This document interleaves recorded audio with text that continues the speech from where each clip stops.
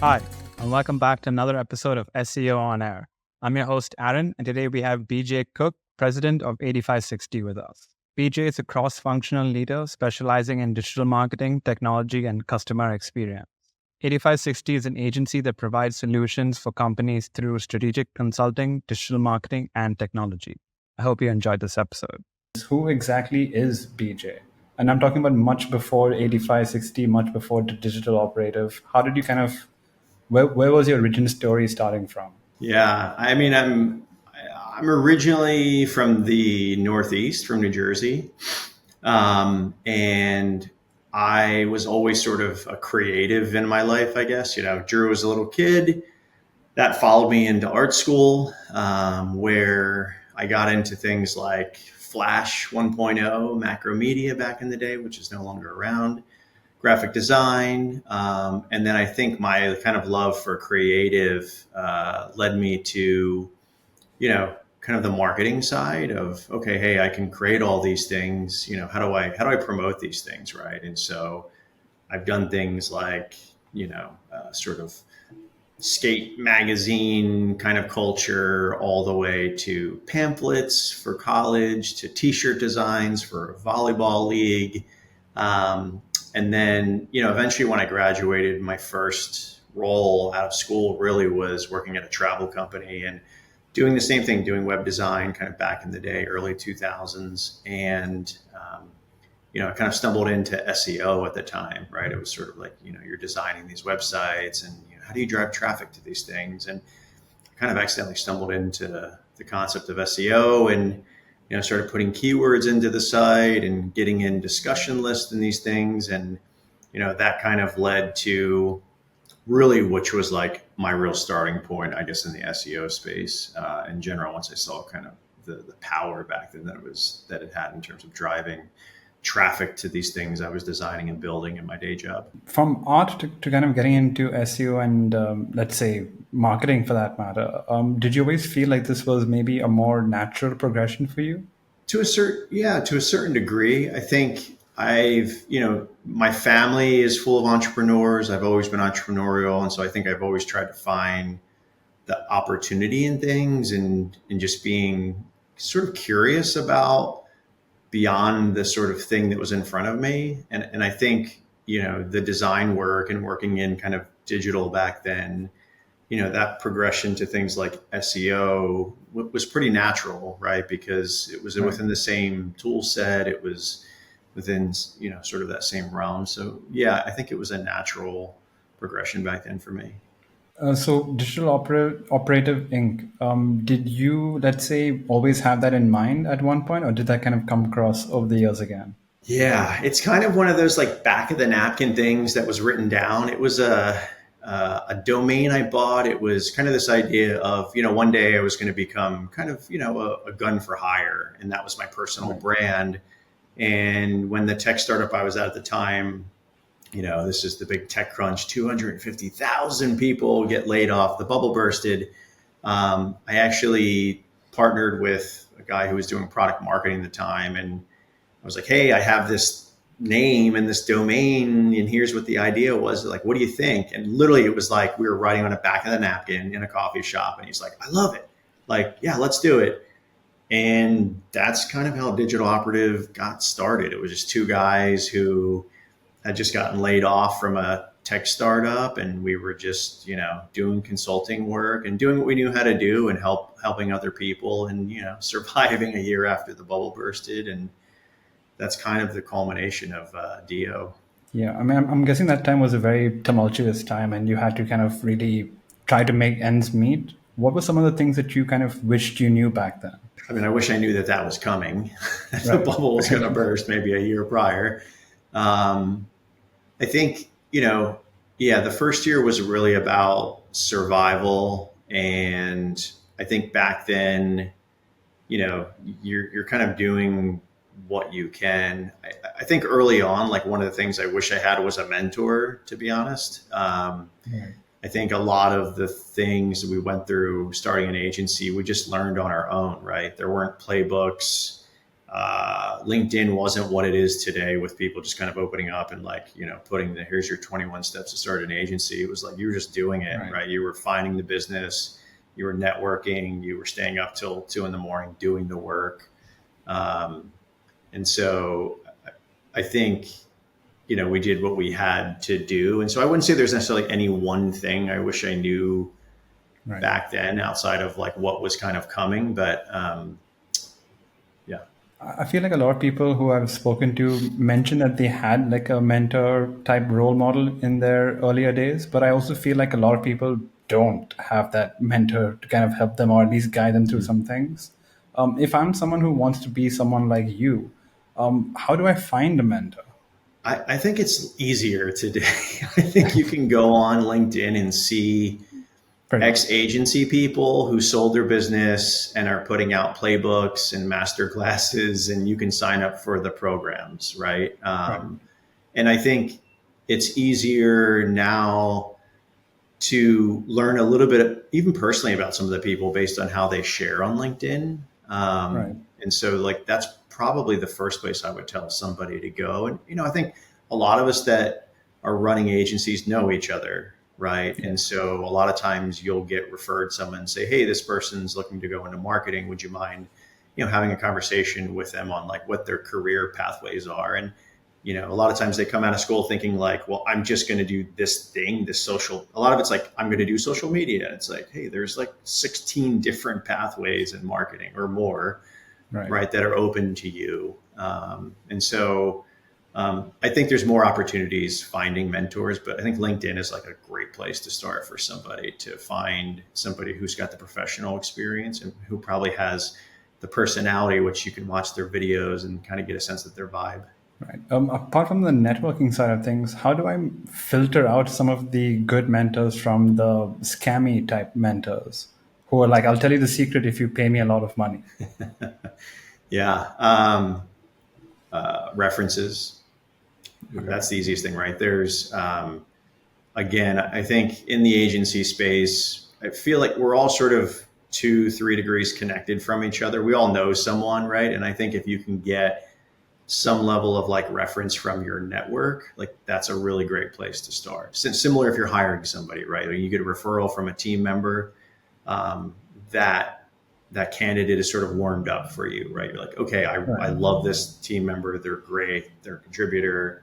They refer this person. They think highly of them. And so you kind of go into that interview in a similar manner, being kind of warmed up. All right. I'm kind of wondering how that would work out because I feel like a lot of the people on LinkedIn are happy to give out advice, but you need to find at least someone you've got a connection with or at least has a referral to get some legitimate advice.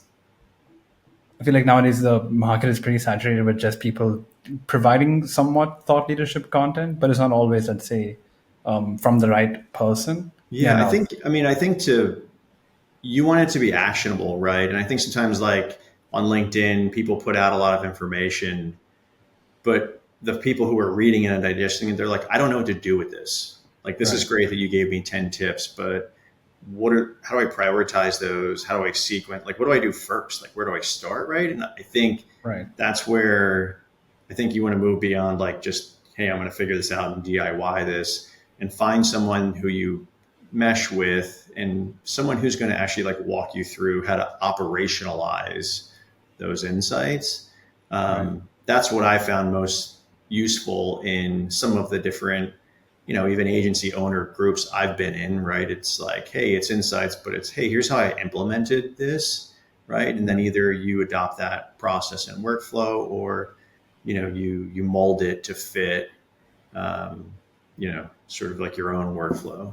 Okay, I have a question that might take a long time to answer, so I'm going to keep that towards the end of it. I'll try getting there later on. But in between, Digital Operative and 8560, what was going on in between that time? And how did you kind of get into 8560? Long story. So 8560 was a partner agency of ours, right? At Digital Operative, we were sort of full service digital commerce agency. Our focus was e-com. And so we started partnering with 8560 because of, their the skill set and experience in like media and analytics, right? We didn't necessarily have that same skill set. And so we kind of formed this natural bond. We saw the world in a similar manner. We were both very like customer service focused and very kind of like forward thinking and wanting to maintain a level of agility. And so we started, referring customers back and forth. And so, sort of towards the later days of Digital Operative and before becoming a part of 8560, we were actually partnering and working kind of embedded with each other. Right. As that sort of full service partner for our customers, which naturally led to the opportunity to, become a part of 8560. Right. And is this kind of like a common thing to see where two agencies kind of partner up together to, well, service each other's clients? Or is it usually like kind of a rivalry that happens? No, I think it's a natural thing that happens. Like if I go back to the beginning days of Digital Operative, there was an agency in the Northeast called Plaid that basically we were their UX and development partner, and they were a design shop, right? And so if you think about the project process, they briefed us, we developed kind of the UX strategy, they designed the experiences, and then we built the experiences. It was a perfect relationship. And the great thing was, they were able to leverage our skill set and deliver a great product for their customers. And it helped us because it was consistent revenue really as an agency owner in the early days when, you're kind of struggling and you're always looking for your next project. And so I would say like that's very common. A lot of folks, I think early on are doing work through other bigger agencies, right? Overflow work, supplement work, very specific skill set work. And then to some degree, you get to a point where you're self-sustainable and you're going and getting your own customers. I think that's a very natural progression for probably most agency owners. Right. How would, let's say, that kind of conversation play out? If, let's say, because 8560 and Digital Operative were kind of known to each other, what if there were two agencies that didn't really know each other? How would that kind of conversation come out where they can partner together? I'll tell you actually how it does happen. So as an agency owner, so we're about 100 people. I get emails all the time from little production companies that are 2 or 3 people, from freelance copywriters, from freelance e-commerce strategists. And, they're looking for their next project, right? And hey, here's what I have to offer. Here's my experience. Here's some of the case studies. Can we hop on a call and just have a discovery call to learn more about each other? At that point, I either we have a need in that space or determine, oh, wow, like you could help us fill this gap or level up this sort of service offering we have, or we don't, right? But like that is how that conversation actually happens. Or you meet at a conference, right? Like sometimes you've got as a smaller shop. I remember going to big shows and, you get introduced through a third party, maybe tech partner of, hey, here's this big agency, they have overflow work, or hey, they don't take on projects of a certain size. And then you set up kind of a business development relationship with that company. But those are probably the common ways I've seen the relationship kind of kick off. Right. And are there any, let's say, warning signs to kind of be aware of when stuff like this happens? Yeah, for sure. There's a whole like getting to know you process, right? I don't think it's one conversation and then they're like, okay, cool, here's a project. Like, let's start working on it. You get into like the vibe is important, right? Personalities, like anything, are super important in the working relationship.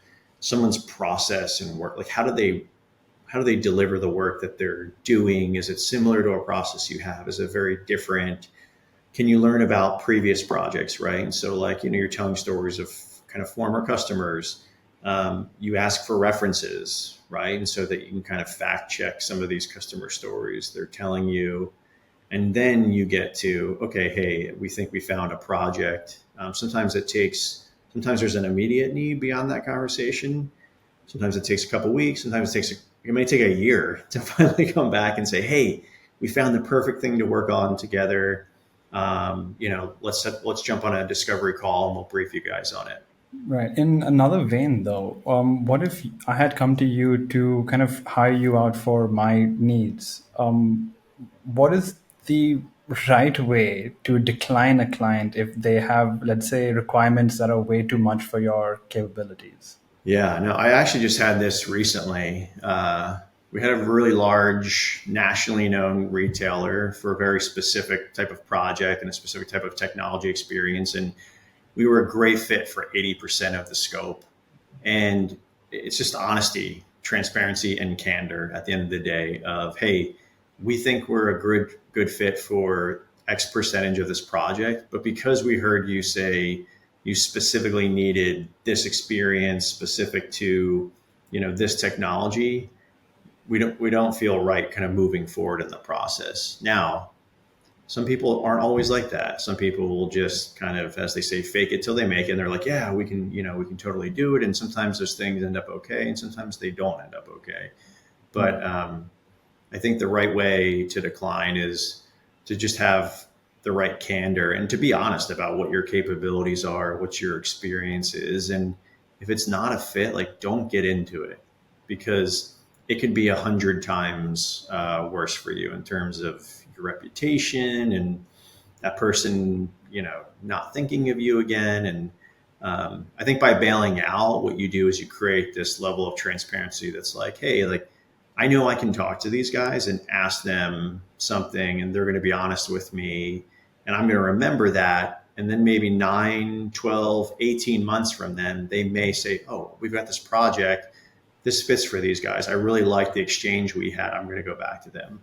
Right. I feel like I need to kind of ask that question because there are quite a few agency owners or people in that field who are just more than happy to always say yes. They don't really know where to draw that line, and they see the big check that comes with it, so they don't really want to like push it away. But I feel like people in our industry need to be able to kind of say no to some projects to either save themselves from that reputation that you mentioned, or to at least save Yeah. their employees from that extra burden as well. So to lead from that question to the next, when it comes to company culture, I'm assuming that it's a very important thing, but how do you kind of enforce it into the company? I don't know if it's as much as enforcing it as trying to support it as it Right. organically happens. You know, it's a good question, right? I mean, since 2020, right?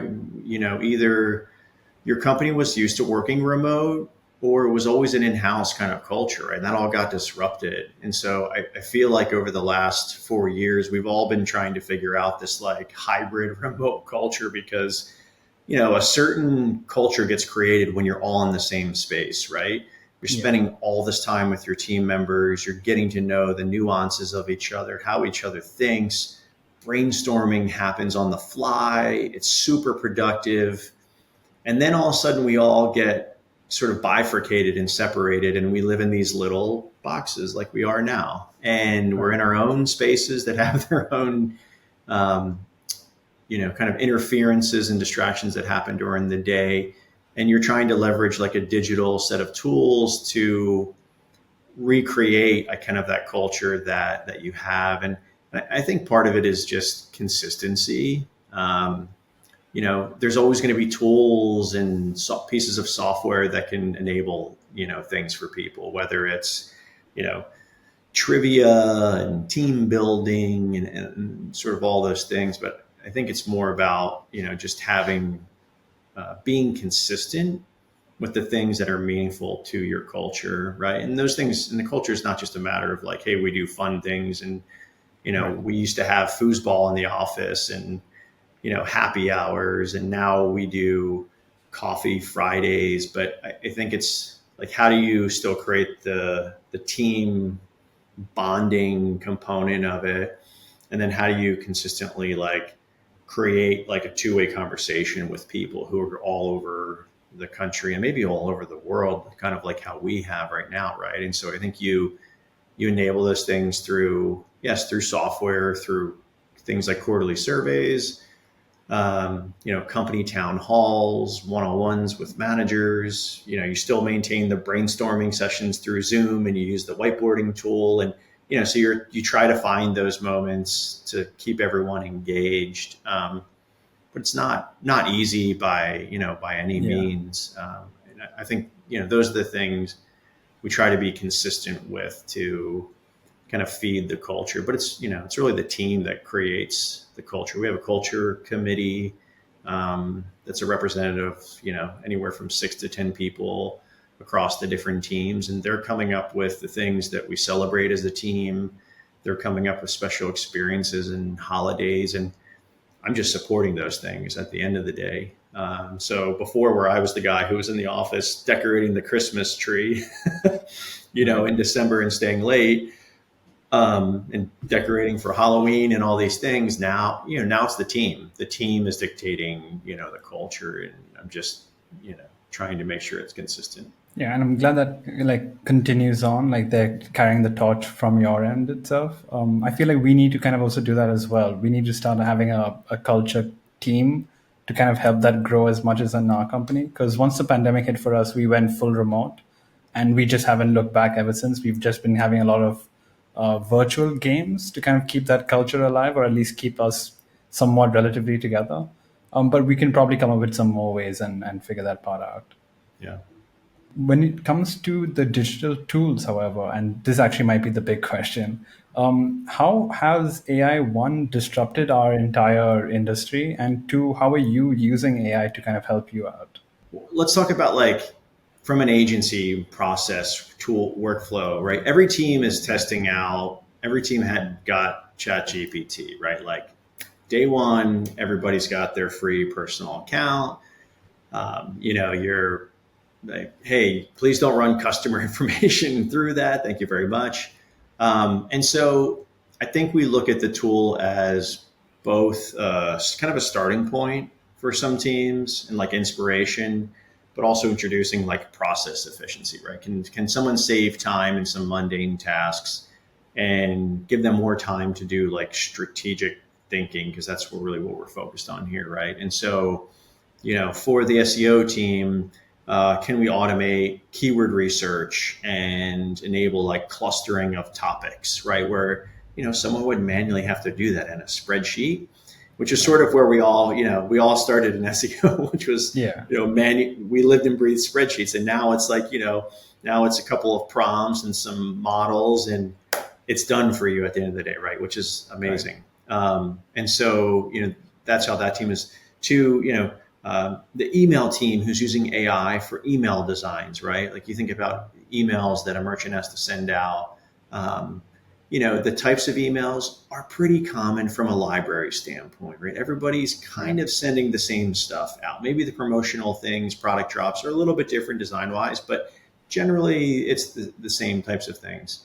Two, on the reporting side and trying to automate insights, right? And so thinking about someone's got to go into Tableau or GA4 and they've got to extract the information, and they're clicking through all the menus and tabs, and then they're writing that insights. Okay, well, now we can automate that, right? We can drive those sort of standard insights and then say, what are those insights above and beyond that are either market or category specific, are cross-functional and happening beyond just, kind of paid media and SEO. And, maybe there's geopolitical things or weather related things happening, because we work in e-com and travel. So we see the different ends of the spectrum.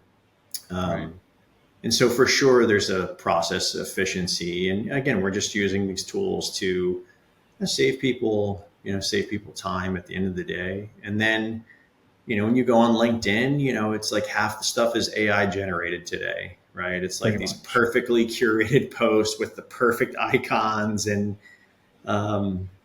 it's sort of did this person write this, or was this AI generated 3 months ago? And, so it's, I think it's disrupting just the production of content and increasing it 100-fold to, as an agency, it's making us think about not just how to work smarter, but also too thinking about how do we rethink about how some of our teams operate from a creative standpoint, right? It's creative and social. The merging of that is massive today with things TikTok and Instagram Reels, and the vertical formats are everything, right? People are spending hours on these things a day. And so we think about how can we leverage AI to inspire the team, the creative team, right?